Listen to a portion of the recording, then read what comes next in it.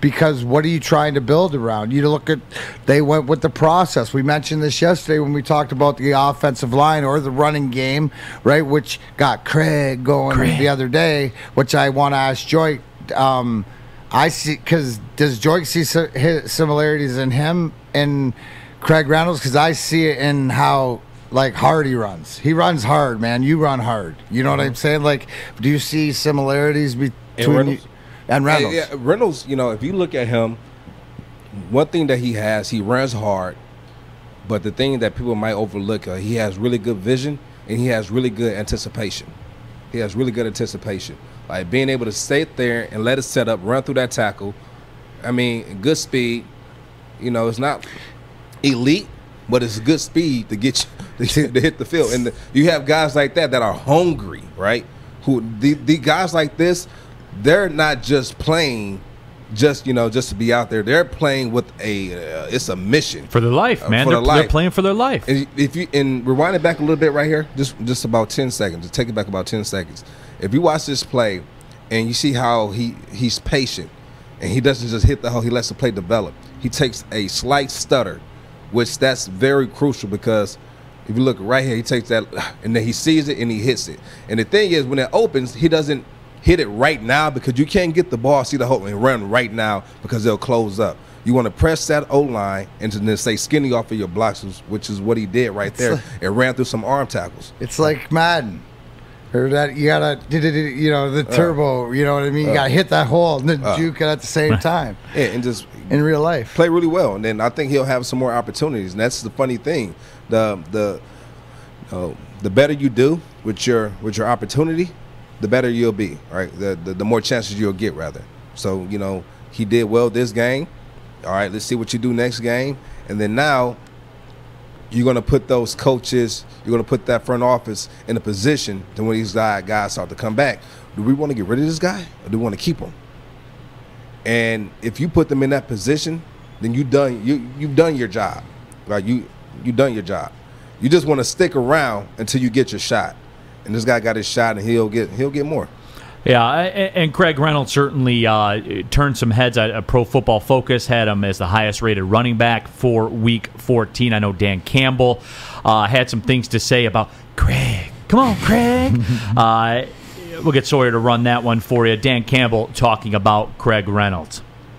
I just think his consistency, he was steady. I mean, it's when you go into a game with a guy that hasn't played for you and you have a lot of trust for him, that's rare. And I would say I felt that way about it. Like I didn't have one, just as a play caller, I didn't have one problem handing the ball to him. Like I trusted him because I see it every day in practice against our defense. And I see him take reps for us offensively, because Swift's been down and Jamal. And so he's been doing things in practice for us offensively. He's been getting reps. So, and he's smart, man. He doesn't make mental errors. He's got vision as a runner. He's tough.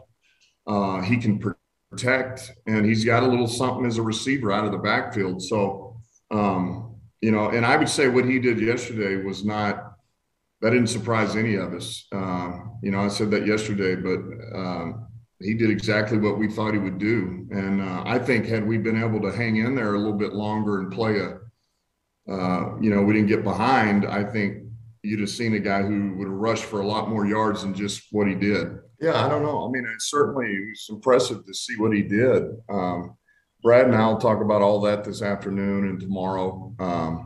But I know this, we like him a lot. And that was Dan Campbell talking about Craig Reynolds and his performance. Again, the highest-rated running back in Week 14, which is saying something, Joique. When you lose 38-10 and you get cooked the way the Lions did, he must have been impressive, man. What I saw from him, like I said, good vision, good feet, good patience, good burst of speed.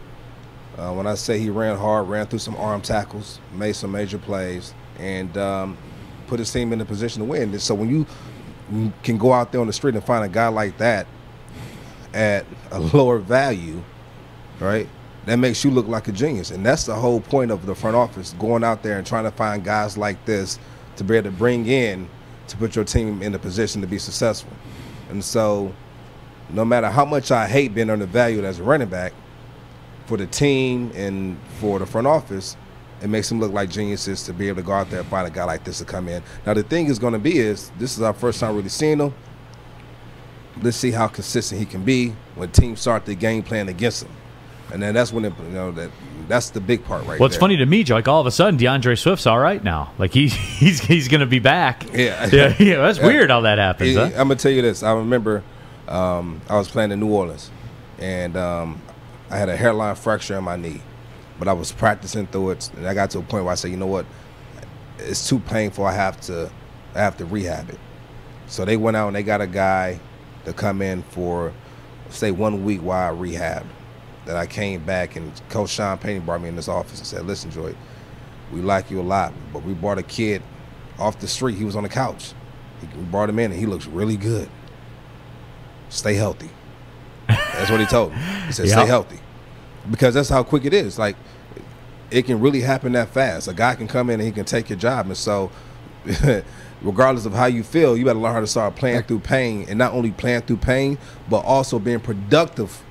That's the big part, being productive while you're playing through while you're playing through the pain. If you're not injured, get out there. Do you remember the couch kid's name? No. Okay. So, I never met him.